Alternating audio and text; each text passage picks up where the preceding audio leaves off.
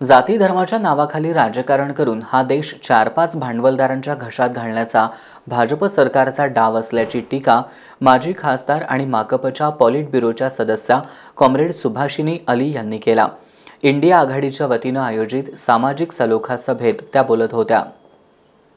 कोल्हापुरातील शाहू स्मारक भवन इथं इंडिया आघाडीच्या वतीनं सामाजिक सलोखा सभेचं आयोजन करण्यात आलं होतं।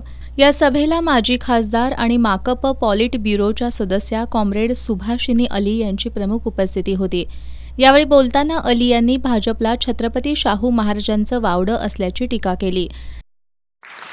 उत्तर प्रदेश के अंदर जब बहन मायावती जी की सरकार थी तो उन्होंने हमारे ही शहर कानपुर में जो यूनिवर्सिटी नई बनी थी जिसका कोई नाम नहीं था, उन्होंने उसका नाम शाहू जी महाराज यूनिवर्सिटी विश्वविद्यालय रखा।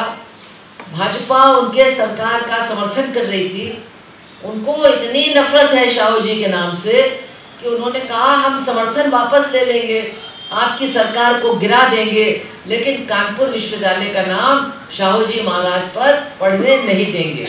मैं आपसे यही निवेदन करूंगी कि जब भाजपा वाले आपके बीच में आते हैं या बड़े बड़े भाषण देते हैं, शाहू जी की मूर्ति पर हार माला डालते हैं, तो आप लोग और पत्रकार लोग उनसे ज़रूर पूछिए कि जब आप उनका इतना सम्मान करते हैं तो आखिर उनके नाम का आपने उत्तर प्रदेश में इतना विरोध क्यों किया कि विश्वविद्यालय नाम पर पढ़ने वाला था, आपने कहा हम सरकार आपकी गिरा देंगे। विशाळगडावरील अतिक्रमणांशी काहीही संबंध नसताना गजापूरमधील रहिवाशांचे संसार उद्ध्वस्त करण्यात आले। 5-6 तास हे तांडव सुरू असताना पोलिसांनी बघ्याची भूमिका घेतल्याचा आरोप त्यांनी केला। सध्याच्या सरकारला हिंदू राष्ट्र आणायचं असून यासाठी तरुणांचा वापर करून घेतला जातोय। जाती धर्माच्या नावाखाली राजकारण करून हा देश 4-5 भांडवलदारांच्या घशात घालण्याचा प्रयत्न सुरू असल्याची टीका त्यांनी केली। मनुस्मृति में केवल जाति नहीं है, वर्ग भी है।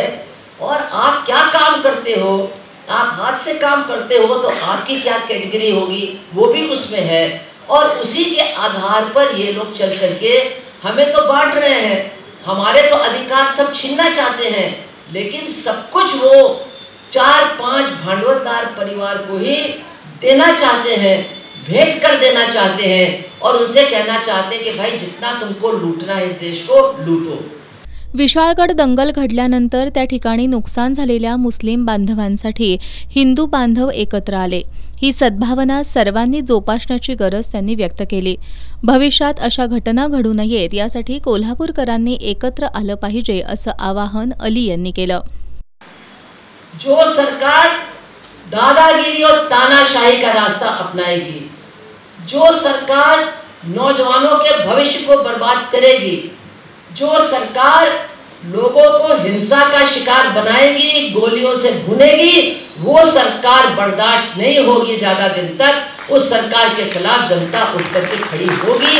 ये भी हमको आसपास दिखाई दे रहा है। उससे हमारे यहाँ जो हाकिम हैं उनको भी सीखना चाहिए। शेकापचे बाबूराव कदम यांनी सध्याच्या सरकारला मनसुबे हाणून पाडण्याचं काम इंडिया आघाडीला करायचं असल्याचं सांगितलं। कामगार नेते MM शेख यांनी कोल्हापूर आणि परिसरात जाणून बुजून अशी परिस्थिती निर्माण करण्याचा प्रयत्न केला जात असल्याचा आरोप केला। सुवर्णा तळेकर यांनी विशाळगडावरील दंगल ही प्रशासनाच्या बेजबाबदारपणामुळे घडल्याचा आरोप केला। कॉम्रेड उदय नारकर यांनी सभेच्या आयोजनाचा उद्देश स्पष्ट केला। यावेळी विजय देवणे, भरत रसाळे, भारती पाटील, NB शेख, सतीशचंद्र कांबळे, संदीप देसाई, सुवर्णा तळेकर, AB पाटील, अनिल घाटगे, सुभाष जाधव, दिलीप पवार, रेहाना शेख यांच्यासह नागरिक मोठ्या संख्येनं उपस्थित होते।